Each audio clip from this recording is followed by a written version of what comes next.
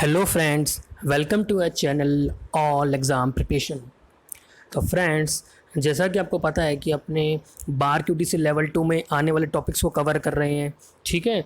सो जिन्होंने भी अभी तक जो एसेज मैंने कराए हैं, प्रेसी राइटिंग हो गया, फॉर्मल लेटर्स, इनफॉर्मल लेटर्स हो गए, ठीक है, एंड जितनी भी ये नहीं देखे हैं वो आप जाके प्लेलिस्ट में जाके आप देख लें, आपको सब मिल जाएगा। ठीक है।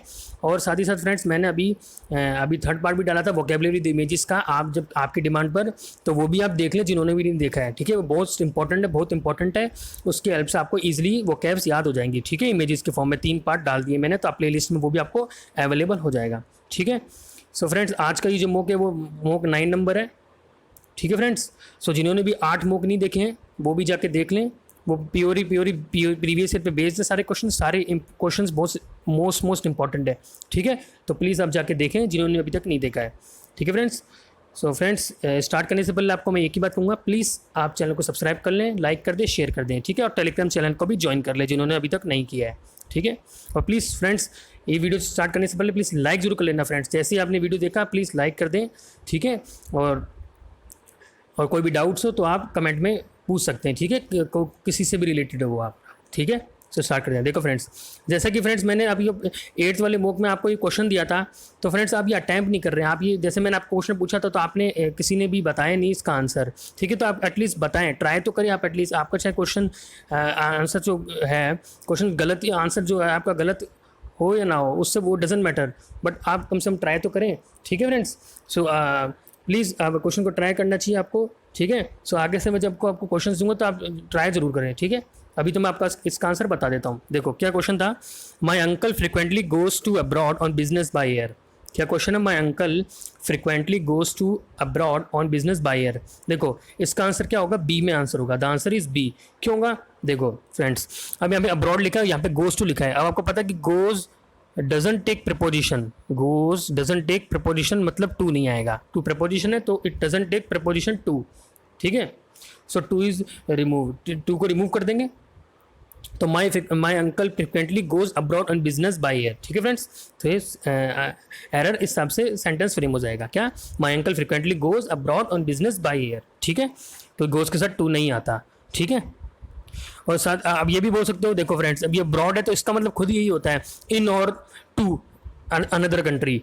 ठीक है, तो गोज अब्रॉड इटसेल्फ मीन्स कि अब्रॉड है, टू लगाने की नीड नहीं है इसमें। ठीक है, देखते हैं, अब स्टार्ट करते हैं आज का मॉक। देखो friends, first question we have, देखो, a person I met in the theatre was the playwright himself. देखो प्ले राइट का मतलब क्या होता है फ्रेंड्स, मतलब आप कह सकते हैं person who rights for the theatre, जो थिएटर के लिए लिखता है। ड्रामेटिस्ट होता है, यू कैन से। ठीक है, राइटर होता है जो, ठीक है, मतलब प्लेस का जो राइटर होता है। ठीक है, ड्रामा लिखता है, ड्रामेटिस्ट होता है जो है। तो क्या क्वेश्चन है, a person I met in the theatre was the playwright himself. बताओ क्या एरर होगा, ABCD। वही आपको 5-10 सेकंड दूंगा, आप पहले ट्राई करना और कमेंट जरूर करना आप जितने भी आपका स्कोर बन रहा है। ठीक है, हाँ, द आंसर इज ए में आंसर होगा। क्या एरर होगा कि देखो, अब अ पर्सन आई मेट है तो आपको पता है कि जिस पर्सन से आप मिले वो पर्टिकुलर है, वो आपको पता है कौन है, तो इसलिए ए का यूज नहीं होगा। ठीक है, दा का यूज होगा, दीज यूज्ड। तो the person I met in the theatre was the playwright himself. ठीक है फ्रेंड, समझ में आ गया, क्योंकि the used for particular, specific हुआ, स्पेसिफाई हो गया पर्सन। मतलब the person I met in the theatre, आप जो पर्सन से मिले वो आपको पता है ना कौन सा पर्सन है, वो खुद प्ले राइट हिमसेल्फ, मतलब आपको पता है कि वो स्पेसिफिक है। ठीक है, ये नहीं है कि वो स्पेसिफिक नहीं है। जो जब भी स्पेसिफिक का यूज हो ना, स्पेसिफिकली यूज हो, तो हमेशा दा का यूज करते हैं। ठीक है, नेक्स्ट देखते हैं। ठीक है, A is answer. Next one we have, they walked beside each other in silence. They walked besides each other in silence. बताओ फ्रेंड्स क्या आंसर होगा। कर लिया होगा, हाँ, the answer is in B. देखो फ्रेंड्स, आपको पहले मतलब बता दो क्या होता है। देखो ये में लिखा है मैंने, देखो अब बिसाइड्स और बिसाइड का डिफरेंस क्या होता है। देखो यहाँ पे बिसाइड्स लिखा है, बिसाइड्स मतलब कि इन एडिशन, मतलब आप कह सकते हैं कि I have a pen besides this, मेरे पास पेन है, इसके साथ में एक और पेन है, बोलते हैं बिसाइड्स दिस, एडिशनल पेन है, तो तब बिसाइड्स का यूज होता है जब एडिशनल कोई चीज़ आ जाए। और बिसाइड का मतलब क्या होता है कि सिट, कि ही सिट्स बिसाइड्स मी, ही नहीं, बिसाइड्स नहीं आएगा, ही सिट बिसाइड मी। ठीक है, ऐसे, तो they walk beside each other.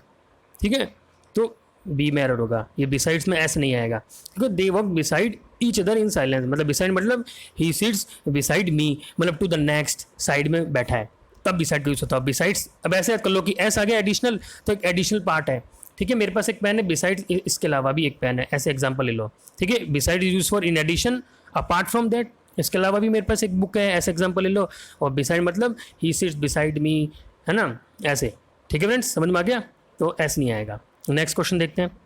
हाँ, स्पेलिंग मिस्टेक बताओ, कौन सी स्पेलिंग सही है फ्रेंड्स, बताओ। कर लिया होगा। देखो the answer is C, C is the correct one. Adversity, इसका मीनिंग क्या होता है? बैड लक, बैड लक, ठीक है। या आप कह सकते हैं बैड सिचुएशन, सिचुएशन, या कैटेस्ट्रॉफी। देखो आपको ये अच्छे अच्छे वर्ड है, मैं आपको लिख के बताता हूँ। देखो स्पेलिंग देखो, CATAS, कैटेस्ट्रॉ, ठीक है, PHE, कैटेस्ट्रॉफी, मोस्ट इंपॉर्टेंट है, ठीक है फ्रेंड्स। कैटास्ट्रॉफी मतलब बैड सिचुएशन, कैलेमिटी बोल सकते हैं एडवर्सिटी को, ठीक है। नेगेटिव वर्ड है ये, ठीक है। डिजास्टर बोल सकते हैं, डिस्ट्रेस बोल सकते हैं, ठीक है। देखते हैं नेक्स्ट वन, इसमें सी आंसर हो जाएगा। करेक्ट स्पेलिंग बताओ। ये तो आपको सबको पता होगा, देखो कर लिया होगा। The answer is C, amateur, मतलब बिगिनर, बिगिनिंग जो होता है, बिगिनर जो होता है, ठीक है।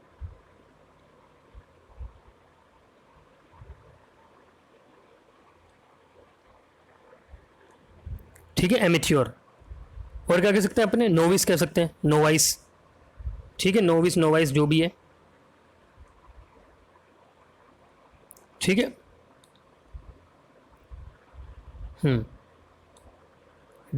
ER, बिगिनर, बिगिनर, एमेच्योर, ठीक है। लर्नर बोल सकते हैं, नोवाइस बोल सकते हैं। स्पेलिंग बता देता हूँ आपको फ्रेंड्स, NOVISE, नोवाइस या नोविस, ठीक है।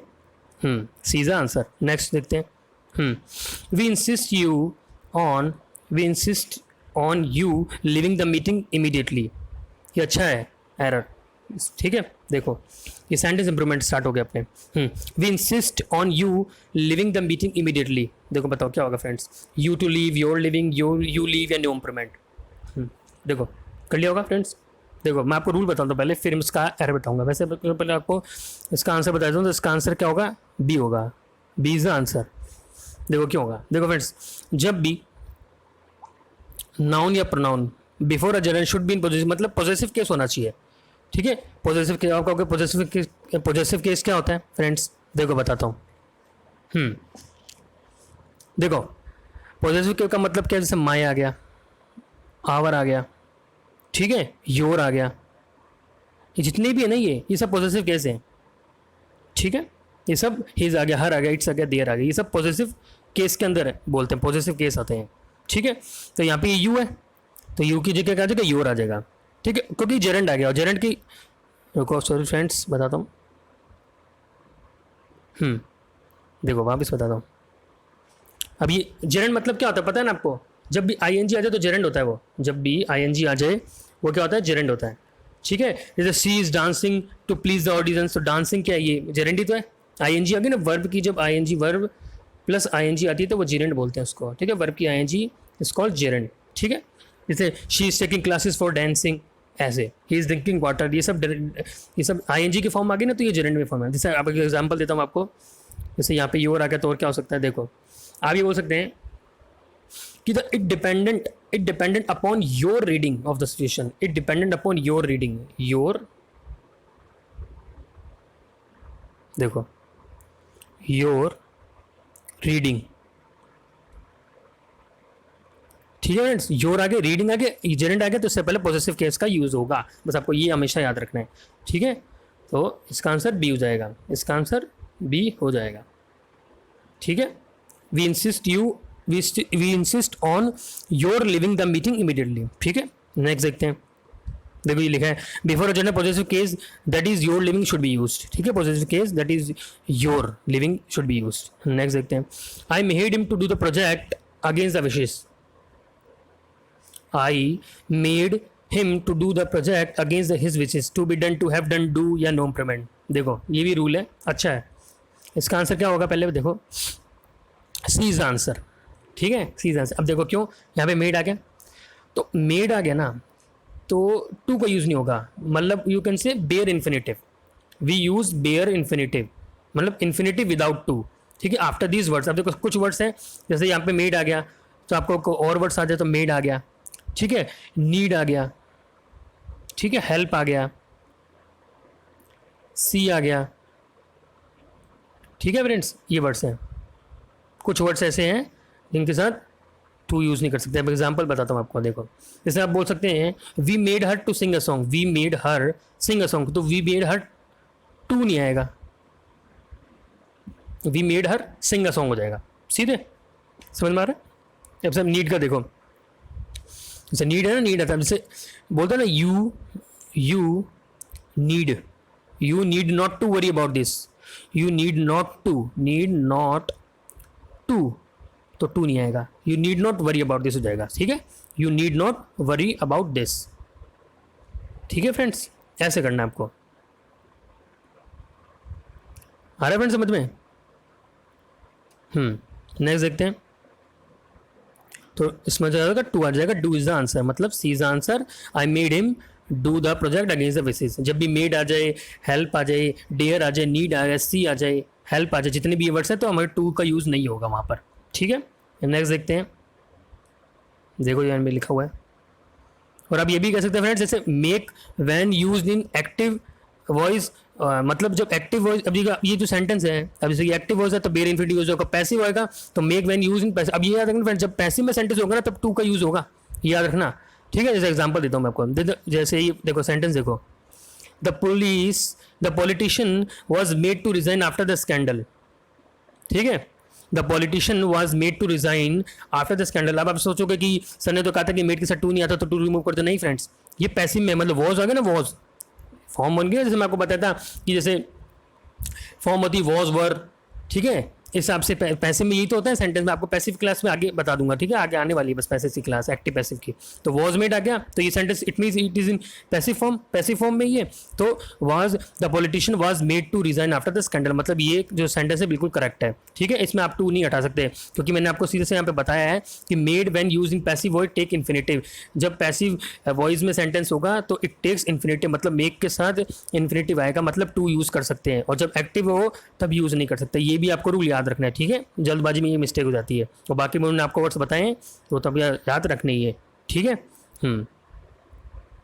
नेक्स्ट देखते हैं, हाँ अब आगे सिनोनिम एंटोनिम देखो, सिनोनिम स्लोथफुल क्या होता है, बताओ, लेजी, इग्नोरेंस, स्टबर्न, फैट, कर लिया होगा, देखो the answer is A, lazy, slothful मतलब ए, इनएक्टिव होता है, आलसी होता है, lackadaisical, important word lack, देखो स्ट्रिक से याद करो, लैक एडा, फिर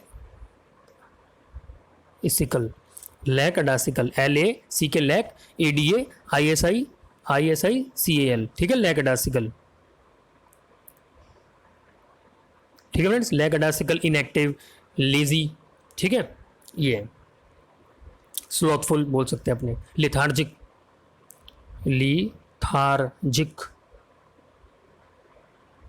ही बोल सकते हैं, ठीक है। नेक्स्ट देखते हैं, lachrymose, most important word friends, lachrymose क्या होगा, अनइम्प्रेसिव, इम्पियस, मोस्ट या mournful, the answer is D, lachrymose मतलब यू कैन से क्राइंग, ठीक है, सैड जो होता है, सैड बोल सकते हैं, तो सैड मतलब ये मोनफुल ही तो हुआ, ठीक है, टीयरफुल, आंसू, मतलब अब सैड तो आंसू आएंगे ही, तो मोनफुल हो गया, वो रिलेटेड टू मोनफुल, ठीक है, मोन, ठीक है, लैक्रिमोस, स्पेलिंग याद रख लें फ्रेंड्स, जितनी भी है वो कैब से आप इनकी स्पेलिंग साथ ही साथ करते रहो, ठीक है। लैक्रिमोस की क्या, LACHRYMOSE, लैक्रिमोस, ठीक है। तो D is the answer. Next one देखते हैं, किथ्स, अब एंटोनिम स्टार्ट हो गए फ्रेंड्स, किथ क्या होता है, किथ, स्ट्रेंजर, आउटफिट, सन या रिलेटिव।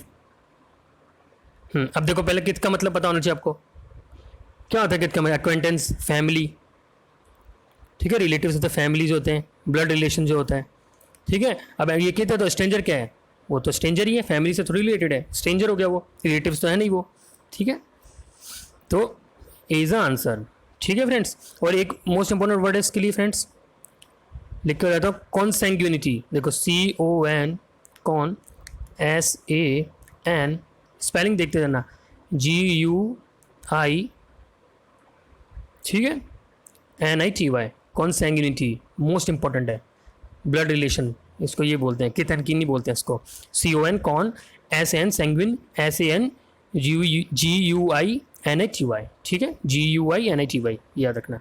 तो इसका आंसर ये हो जाएगा, क्योंकि एंटोनिम है तो कित है तो स्ट्रेंजर हो गया उसका अपोजिट, ठीक है। नेक्स्ट वर्ड देखते हैं, प्यूसेंस। क्या होगा puissance? Reputation, importance, approbation, ignorance. हाँ, द आंसर इज बी। क्यों होगा फ्रेंड्स बताओ? क्योंकि देखो प्यूसेंस मतलब क्या होता है? पावरफुल। प्यूसेंस मतलब क्या होता है? देखो स्पेलिंग याद रखेंगे, प्यूसेंस मतलब क्या होता है? पावरफुल, ठीक है। तो इंपॉर्टेंस क्या हो गया? जो पावरफुल नहीं है, ठीक है। इंपॉर्टेंस, ये पावरफुल है तो ये पावरफुल नहीं है, ठीक है, इंपॉर्टेंस, ठीक है। बाकी का मतलब क्या है? रेपुटेशन का मतलब क्या होता है? डैनियल, मतलब मना करना, रेपुटेशन तो डैनियल होता ही है, ठीक है। यू कैन से रिफ्यूज़ल, और यू कैन से मना करना, बस अब ये याद रखना, ठीक है, रिफ्यूज़ करना, ठीक है, ऐसे याद रख लेना। नेक्स्ट देखते हैं, और अप्रोवेशन का मतलब क्या होता है? परमिट करना, ठीक है, अप्रूव करना, ये तो यही है अप्रोवेट, फिर कंफर्म करना, मतलब अप्रूव कर देना, ठीक है, वो अप्रोवेट होता है। इसका आंसर बी हो जाएगा, ठीक है, प्यूसेंस का। नेक्स्ट देखते हैं, अब देखो अब अगर डायरेक्ट इनडायरेक्ट, अब बताओ। आई told him that he was not working hard. I told him that, देखो ये फ्रेंड्स पहले से इनडायरेक्ट में दे रखा है, ठीक है, तो ये थोड़ा अच्छा होगा क्वेश्चन, तो आप बताना। आई told him that he was not working hard, ठीक है। आपको पता है टोल्ड आ गया तो सेट टू में चेंज होगा, तो सेट टू इसमें भी है, मतलब ये तो वैसे ही गलत होगा, ठीक है। ये भी, हाँ ये भी वैसे गलत होगा, टोल्ड सेट टू, तो ये रह गया और ये रह गया, ठीक है। अब इसमें क्या होगा बताओ? अब देखो मैंने आपको बताया था फ्रेंड्स, एक रूल बताया था मैंने आपको कि अब सही सेंटेंस है, ठीक है, ये रिपोर्टिंग वर्ब रिपोर्टेड स्पीच है, ठीक है। अब रिपोर्टेड में सन है, जो सन है SON, ठीक है। अब उसमें ये सेकंड पर्सन आ गया, यू, सो 1 2 3 है ना, तो सेकंड पर्सन क्या है? यू तो सेकंड पर्सन है, तो सेकंड पर्सन ऑब्जेक्ट को देखेगा, ऑब्जेक्ट क्या है? हिम है, और हिम क्या हो जाएगा? ही में कन्वर्ट हो जाएगा, ठीक है। तो A is the answer, A is the answer, ठीक है। तो I said to him you are not working hard, तो I told him that he was not working hard, मतलब ये कि जो सन होता है तो ऑब्जेक्ट क्या है? यू है, ठीक है, सेकंड पर्सन यू, तो यू इसके जो रिपोर्टिंग वर्ब है उसका ऑब्जेक्ट को देख के आएगा, ठीक है, उसको ऑब्जेक्ट को देखते हुए आएगा, तो हिम में तो ही में कन्वर्ट हो जाएगा, ठीक है। चले, is anyone there, Rachel asked, is anyone there, क्या होगा बताओ? बताता हूँ, देखो सी इज द आंसर। क्या है? Rachel asked if anyone was there. देखो फ्रेंड्स मैं आपको एक बात बताता हूँ, जैसे ये पहले से देर में दे रखा है, अब हेयर होता तो आप देर कर सकते हो, हेयर है, ये तो आपको पता है ना कि डायरेक्ट इनडायरेक्ट में, जिन्होंने वो क्लास नहीं देखी है वो आप पहले देखें, फिर आपको जल्दी ईजिली समझ में आ जाएगा, ठीक है। अब यहाँ पे हेयर है तो देयर हो सकता है, but there can't be here, there को हेयर नहीं बोल सकते यहाँ पे अपने, ठीक है। तो ये गलती से ये मत कर देना, ये आपका रॉन्ग हो जाएगा, हेयर नहीं बोल सकते, ठीक है, वरना ये भी आंसर आया था। अगर देयर नहीं होता तो हेयर होता तो देयर हो सकता है, हेयर देयर का हेयर नहीं हो सकता, ठीक है। तभी मैंने क्वेश्चन को डाला है, ठीक है, इसके अंदर ये इंपॉर्टेंट क्वेश्चन था, ठीक है। तो C is the answer, Rachel asked if anyone was there, ठीक है। नेक्स्ट देखते हैं, हाँ, active passive. The candidates are writing an essay, the candidates are writing an essay, हाँ तो क्या होगा? B is answer. An essay is being written, ING आ गई तो बीइंग आ जाएगा, ये एक्टिव पैसिव क्लास बस आने वाली है, ठीक है, आप टेंशन मत लो।